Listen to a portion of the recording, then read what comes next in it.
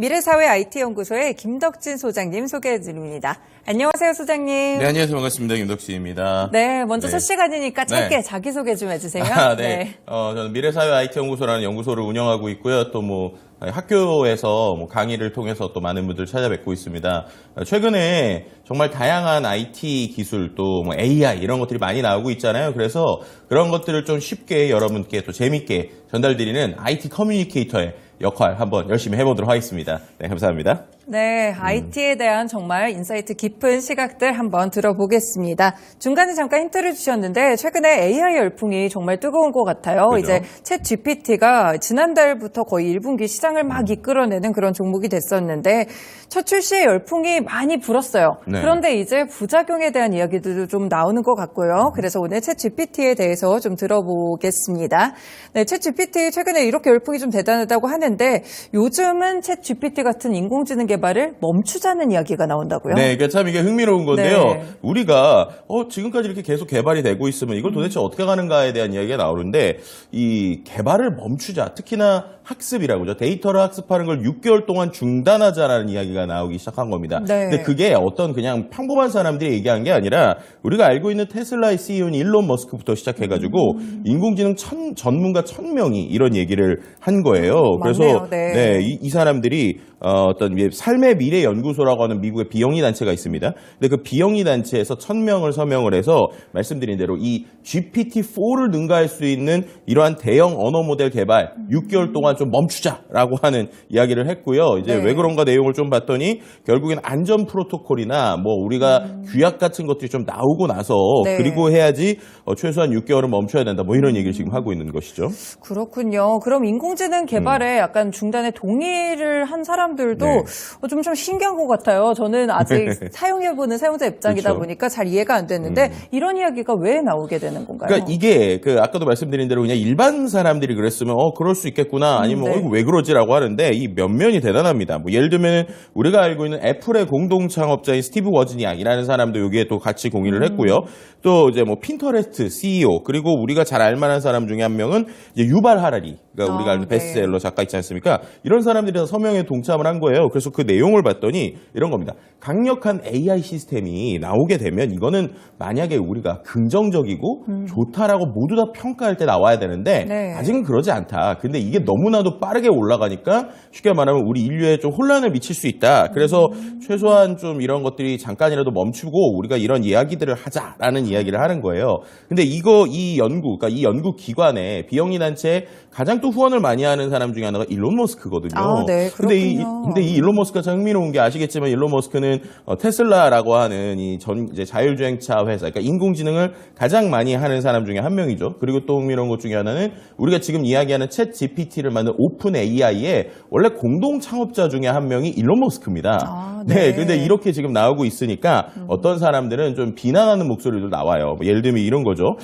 지금 이제 테슬라가 AI의 어떠한 책임을 회피하는 데서는 정말 많은 노력을 했는데 그렇게 하면서도 또 이런 인공지능 자체에 대해서는 또 이제 어떻게 보면 학습을 금지하자라고 하는 게 어떻게 보면 되게 모순적인 거 아니냐. 이거 정말로 그게 아니라 지금 이 오픈 AI 그리고 마이크로소프트의 진격이 너무 빠르다 보니까 네. 그 진격을 좀 늦추게 하기 위한 다른 기업들의 이야기가 아니냐. 이런 여러 가지 설왕설래가 있는 상황이고요. 최근에 또 구글의 순다 피차이 같은 경우에도 이번 서한에 대한 의견을 냈습니다. 근데 그 서한에 대한 의견을 좀 보면 어쨌든 오히려 이제 순다 피차이는 좀 축하한다. 그러니까 오픈 AI의 이런 기술 정말 놀랍다라고 네. 표현은 하고 있는데요. 하지만 이제 그 6개월의 그 중단에 대해서 어느 정도 공감은 한다라는 이야기를 하는 거예요. 그러니까 그만큼이나 이 기술 자체가 어떻게 될지 모르니까 어쨌든 어느 정도 공감은 하지만 이렇게 6개월 멈추는 게 생각처럼 쉽지 않다. 이런 얘기도 같이 하기도 했습니다. 그렇죠. 이미 신기술이 공개가 됐는데 이를 그렇죠. 멈추는 것 자체는 쉽지가 않을 것 같아요. 그래도 일단 인간적인 부분들을 좀 더 강조하는 그런 시각들이 있다는 점도 알아두시면 될 것 같습니다.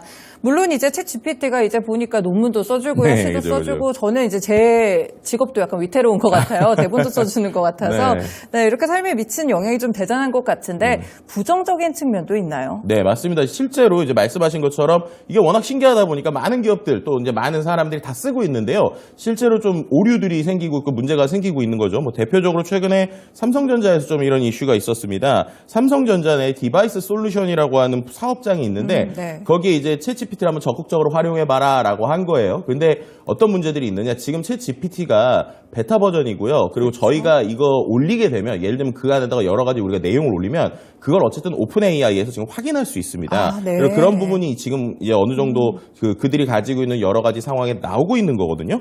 근데 이제 신기하고 또 이게 프로그래밍을 또 잘 정리를 해주다 보니까 삼성전자의 몇몇 직원이 어떤 식으로 한 거냐면 반도체에 대한 그 소스 코드 있잖아요. 아, 네네. 그 소스 코드 전체를 그 챗GPT에 붙인 다음에 그다음 이거를 좀 리뷰를 해줘라. 그래서 네. 어떤 게 더 좋은지를 알려줘라라고 붙인 거예요. 네. 그러니까 반대로 얘기하면은 삼성전자의 그러한 소스 코드가 유출될 수 있는 거죠.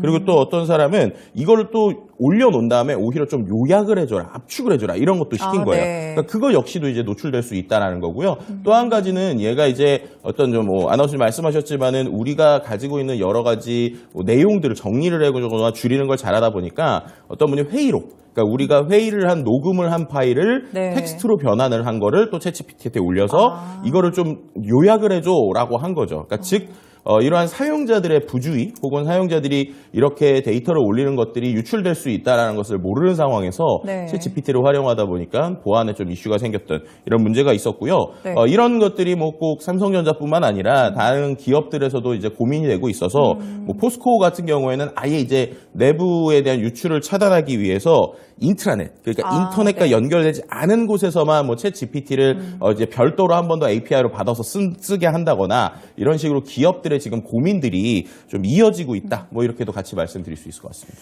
네, 정리해 주신 대로 이제 아직 신기술이다 보니까 아무래도 기업들의 지침도 확실하지가 않은 상태고요. 그러다 그렇죠. 보니까 뭐 한번 요거 정도는 괜찮지 않을까 이렇게 사용을 하다 보면 확실히 기술 유출 문제가 좀 있을 수가 있을 것 같네요. 네. 일단 뭐 국내 기업에서 이렇게 고민을 하기 전에 이미 해외 사례들이 좀 나오고 있다고요. 네, 맞습니다. 이제 실제 미국 같은 경우에는 통신 기업들에서 이거 좀 사용하면 위험할 수 있다라고 하고 있고요. 네. 또 금융 기업에서도 이런 것들 쓰게 되면 개인정보 유출될 수 있으니까 조심해라라는 이야기들이 나오고 있습니다. 심지어 일본에서는 아예 윤리 거버넌스실, AI 윤리 거버넌스실을 만들면서 가이드라인을 만들고 있다고 보시면 될 것 같고요. 네. 최근에 또 이슈가 됐던 게 이탈리아에서는 아예 국가에서 챗 GPT 접속을 차단했어요. 아, 네. 왜냐하면 이게 지금 개인정보가 어떻게 유출될지 모르는 상황에서 쓰면 안 된다. 뭐 이런 식의 논란들이 이어지고 있어서 이 개인정보와 관련된 이슈들이 해결되기 전까지 계속 이 챗GPT에 관련된 다양한 논란들이 이어질 것으로 보입니다. 네, 확실히 개인정보에 대한 이슈들이 뭐 이전에도 약간씩 우려감이 있기는 했었는데 이탈리아 측은 아예 국가에서 차단한 줄은 저는 처음 알았어요. 그래서 이렇게 좀 챗 GPT를 활용하는 데 있어서 개인 보호에 관련된 이런 부작용도 있다는 점까지 함께 또 정리를 해봤습니다. 아무래도 이제 챗 GPT로 네. 글을 쓰시는 분들이 가장 많으실 것 같아요. 그렇죠. 저도 보니까 뭐 무슨 시 써줘 하니까 바로 이렇게 시를 쫙 써주는 그런 모습도 있었고 네. 보고서도 많이 쓸 수 있을 것 같다는 생각이 좀 드는데 네, 잘 써주죠. 네, 이걸 좀 활용해서 또 해킹 시도가 같이 나올 수 있다고요? 그렇죠. 왜냐하면 해킹이라는 것도 결국엔 생각해보면 프로그램의 어떤 취약점을 파고드는 것도 있고 네. 두 번째는 또 많은 사람들을 이제 소위 우리가 낚시라고 하죠. 이 사람들이 눌러볼 만한 것들을 누르게 해서 바이러스 코드가 심기게 하는 건데요. 이 두 가지 다 해서 이제 챗 GPT가 활용될 수 있다는 거예요. 예를 들면은 챗 GPT를 활용해서 아주 매력적인 글이나 정보를 만든 다음에 결국 그 뒤에는 어떤 바이러스 코드를 심는 이런 어떤 형태들의 시도들이 최근에 많이 늘어나고 있고요. 또 이제 인터넷 어딘가에는 어떤 사이트들을 해킹하는 방법들이 있는데 우리가 그런 것들을 막 찾아보거나 검색을 어떻게 해야 될지 잘 모를 때들이 있잖아요. 네. 근데 이런 것들도 챗 GPT한테 그냥 물어보면 대답을 해주다 보니까 문제가 생기고 있습니다. 그리고 더 섬찟한 게 있는데 네. 이게 뭐냐면 GPT-4가요. 단순한 해킹이 아니라 사람의 심리를 이용하기도 해요. 너무 무섭네요. 어떻게 이게 이용하나요? 어떤 거냐면 예를 네. 들어서 이제 인공지능이 그때그때 체크를 못하는 것들이 있습니다. 캡처라고 그래서 우리가 사람인지 아닌지 뭐 이미지 체크하고 이런 것들 있잖아요. 네. 근데 그런 걸 본인이 못하니까 어떤 사람들에게 간단한 일을 주는 사이트가 있어요. 그 사이트에 본인이 글을 쓴 거예요. 챗 GPT가 글을 쓴 겁니다. 뭐라고 글을 썼느냐? 저는 시각장애인입니다. 그래서 제가 이러한 이미지로 있는 걸 체크업을 못하니까 저 대신에 이 이미지 같은 거를 잘 확인해서 이 사이트에 들어갈 수 있게 해주실 분을 모집합니다. 라고 하는 글을 올린 거예요. 그래서 그걸 보고 실제로 어떤 사람이 지원해서 어떻게 보면 챗 GPT 대신에 사람이 어떠한 그 보안을 뚫어준 거죠. 네, 이러한 형태들까지 최근에 생기고 있다라고도 말씀드릴 수 있을 것 같습니다. 네, 해킹이 정말 다양한 방식으로 시도가 된다고 하니까 약간 네. 정말 좀 가슴이 철렁하는 약간 무서운 그런 부분들이 있는 것 같네요. 진짜 이런 챗 GPT를 쓸 때 고민해야 될 지점들이 여러 가지가 좀 있는 것 같거든요. 네. 아무래도 이제 챗 GPT가 이야기하는 부분들 다 이슈가 좀 되고 있는데 할루시네이션이라고 이제 뭐 말씀이 네. 언급을 해주실 것 같은데 환각 현상이라는 말이 있죠. 아, 그렇군요. 네, 환각 현상에 대해서 우리가 이제 그럼 빠지지 않고 챗 GPT를 어떻게 좀 잘 활용을 할 수가 있을까요? 네, 그 말씀하시는 환각 현상이라는 게 쉽게 말하면 얘가 정확한 정보만 알고 있으면 정보를 얘기를 해야 되는데 네. 모르는 것도 마치 아는 사람처럼 막 이야기하는 이런 것들을 우리가 환각 현상이라고 이야기합니다. 그렇기 때문에 좀 챗 GPT를 잘 쓸 수 있는 일종의 가이드라인들이 있게 되는데요. 뭐 여러 연구의 가이드라인들이 나오고 있는데 그중에서 몇 개를 좀 말씀을 드리면 일단은 뭐 보고서를 작성할 때는 초안 정도는 좀 가능하다. 하지만 이거를 갖고 완성시키기에는 문제가 생길 수 있다. 뭐 이런 것들도 있고요. 그 다음에 법령이나 규정 같은 것을 검색을 통해서 찾는다라고 하는 것처럼 네. 챗GPT한테 찾게 되면 챗GPT는 찾는 게 아니라 그때그때 작성을 하기 때문에 문제가 생길 수 있다는 것이죠. 그나마 잘할 수 있는 건 새로운 아이디어를 탐색하거나 혹은 같은 내용을 다른 어조로 예를 들면은 이런 증권 방송에서 나오는 내용이 좀 어렵다. 네. 그럼 이거를 뭐 중학생의 말투로 바꿔줘.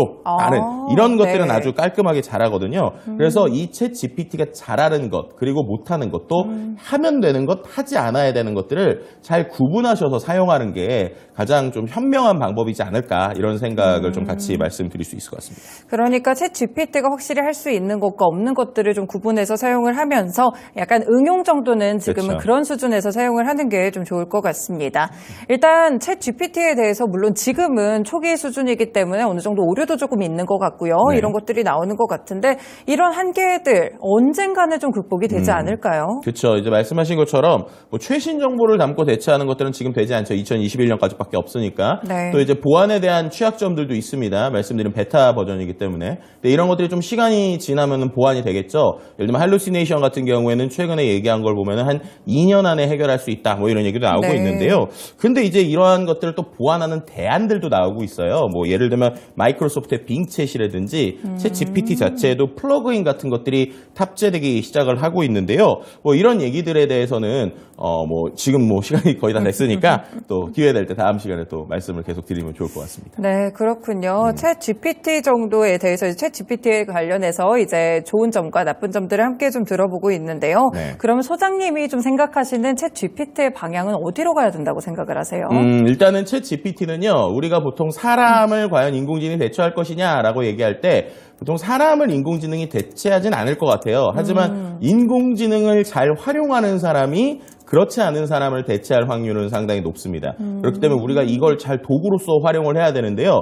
중요한 건 도구이기 때문에 이 도구에 대한 사용법을 잘 알아야 되고요. 도구가 잘하는 것과 잘 못하는 것을 구분해야죠. 그러니까 사람으로 생각하면 정직원이 되긴 솔직히 어렵고요. 아, 네. 하지만 좀 똑똑한 인턴 사원, 그래서 똑똑한 인턴 사원 여러 사람을 우리가 잘 활용할 수도 있는 수준으로 생각해 보면 좋을 것 같습니다. 그래서 이제 마이크로소프트도 이번에 본인들이 만든 프로덕트의 이름을 코파일럿이라고 했는데 네. 코파일럿 부조종사잖아요. 그쵸. 그러니까 우리가 조종사가 돼서 이런 인공지능을 잘 활용할 수 있는 이런 시대가 왔다. 뭐 이렇게 같이 말씀드릴 수 있고요. 중요한 건 보안이나 내가 쓴 데이터들은 여전히 밖으로 나갈 수 있다라는 것을 잘 고려하시면서 어디까지 쓸 수 있을지에 대해서 좀 우리가 좀 생각해야 되는 시기가 아닐까. 뭐 이렇게 같이 말씀드릴 수 있을 것 같습니다. 그럼 앞서서 이제 부작용들이 워낙 많았다 보니까 사용자들이 지금은 좀 신기해서 자기들 일할 때도 막 쓰고 이러시는 것 같더라고요. 그렇죠. 그렇다면 지금은 약간 뭐 기업에 대한 이런 부분을 뭐 보안이나 이런 부분들을 넣어보거나 이렇게 사용할 때는 좀 주의를 하는 게 좋을까요? 네, 그 말씀하신 것처럼요. 이 네. 챗 GPT를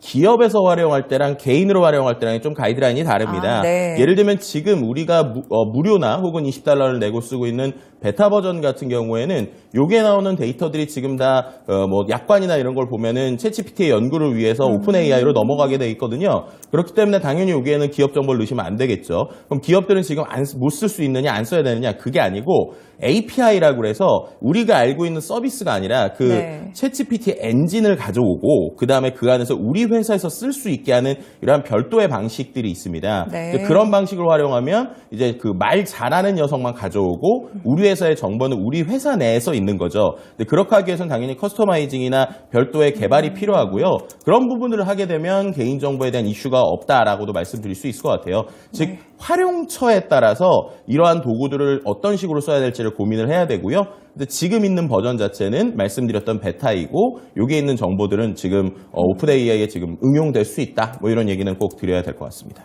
네, 기업에서 사용할 때랑 개인에서 사용할 때랑 또 구분을 하는 것이 상당히 중요할 것 같습니다. 네, 오늘 말씀 여기까지 들어보겠습니다. 고맙습니다. 네, 감사합니다.